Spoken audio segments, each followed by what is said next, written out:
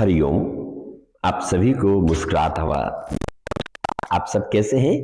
एक कदम स्वाद से आनंद की ओर कार्यक्रम में आप सभी का मुस्कुराता हुआ स्वागत है। प्यारे मित्रों, साधकों, आज हम बात करेंगे योगा थेरेपी के बारे में।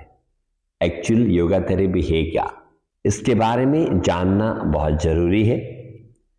जैसे ही हम थेरेपी का बात करते हैं तो first of all what's the meaning of therapy? Therapy का मतलब होता है चिकित्सा, और चिकित्सा आया है आपने चिकित्सालय, हम क्या बोलते हैं? चिकित्सालय, हॉस्पिटल्स वगैरह का, जहां पर भी हम शरीर में होने वाले बीमारियों का निदान करते हैं। जैसे अस्पताल है, जैसे हम देखते हैं, जब हम चिकित्सा की जब हम बात करते हैं तो विभिन्न प्रकार की चिकित्सा पद्धति है।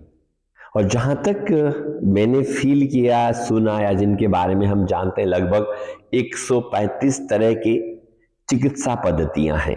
चिकित्सा पद्धति मतलब हमारे शरीर में किसी भी तरह का बीमारी हुआ, उस बीमारी को हम किस प्रकार से ठीक करें, किस थ्योरी के माध्यम से ठीक करें, ठीक करने की जो प्रणाली है उससे हम थेरेपी या चिकित्सा कहते हैं। जैसे allopathic, homeopathic, Ayurvedic, electric homeopathic, इस तरह के विभिन्न प्रकार के सिस्टम हैं।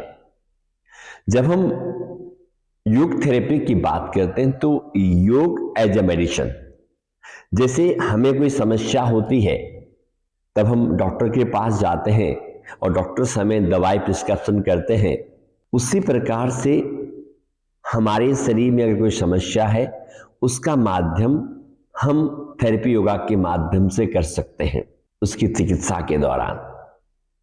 जैसे मैंने आपको कहा, योग, आसन, प्राणायाम, ध्यान एज अ मेडिसिन। जैसे आपको मालूम है ना, जब हम डॉक्टर्स के पास जाते हैं, जब प्रिस्क्रिप्शन लिखते हैं तो कहते हैं ना, सुबह, दोपहर और रात को गोली लेना है। वैसे ही थेरेपी योगा में भी हम इस तरह से करते हैं कि सुबह भी करना है, दोपहर भी करना है, शाम को करना है, ताकि उसका रिजल्ट्स हमें बहुत अच्छी तरीके से आए। तो थेरेपी योगा के माध्यम से, देखिए, जो आसन कर सकते हैं ना हेल्दी लोग, उसके लिए तो बहुत सारे ऑप्शंस हैं। किसी भी तरह का फिजिकल वर्कआउट वो कर सकते हैं। ऐसी अवस्था में जैसे शरीर कमजोर है, मैं बुजुर्ग हो गया हूं, हाथ पैरों को हिलाने में दिक्कत है, मांसपेशियां ऑलरेडी हमारी बहुत कमजोर है, शरीर में ताकत नहीं है, या घुटनों में दर्द है, कमर में दर्द है, सर्वाइकल स्पॉन्डिलाइटिस है, थायराइड है, हाई ब्लड प्रेशर है, उन सभी का ट्रीटमेंट कैसे हो?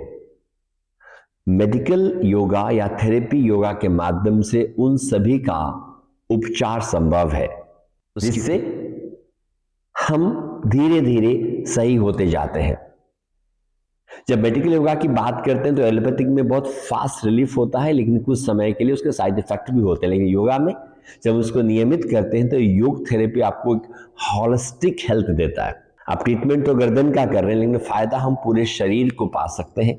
तो थेरेपी योगा का मतलब है कि हम किसी भी बीमारी का ट्रीटमेंट हम योगासन, प्राणायाम और ध्यान के माध्यम से करते हैं।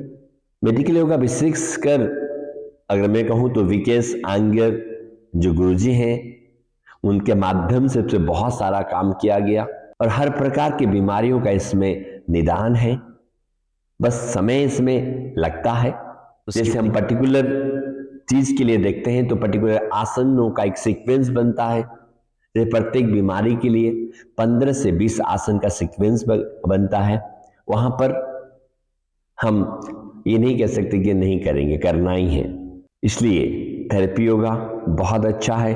जो नहीं कर सकते उन लोगों को हम लोग तकिए के माध्यम से, ब्लोस्टर के माध्यम से, बेडशीट है, रस्सी है, चेयर है, जो भी घरेलू सामान होते हैं उसके सहायता के माध्यम से, जिनसे जो आसन नहीं होता उनको हम उन सभी प्रॉप्स के माध्यम से उनको कराते हैं, ताकि उनको आसन का पूरा लाभ मिले और उनको दिक्कत भी नहीं हो। नहीं तो कहते हैं ना, आज मैं 80 साल का हूं, मैं कैसे कर सकता हूं योग? योग सभी के लिए है, बस हम हल्का सा सहायता दे के करने से उनके लिए आसन बहुत आसान होते हैं। एग्जाम्पल के लिए मेरे पिताजी ने जब 84 के थे तब उन्होंने योगा शुरू किया था। आप सोच सकते हैं 84 में, कहते हैं ना, एक कहावत है, एक पैर कब्र में, परिवार से हम कहते हैं कहावत में ना, तो बहुत टिपिकल है। लेकिन जब हम प्रॉप्स का सहारा लेते हैं तो आसन बहुत आसान तरीके से, बहुत effective therapy yoga everybody can do, हर कोई कर सकता है।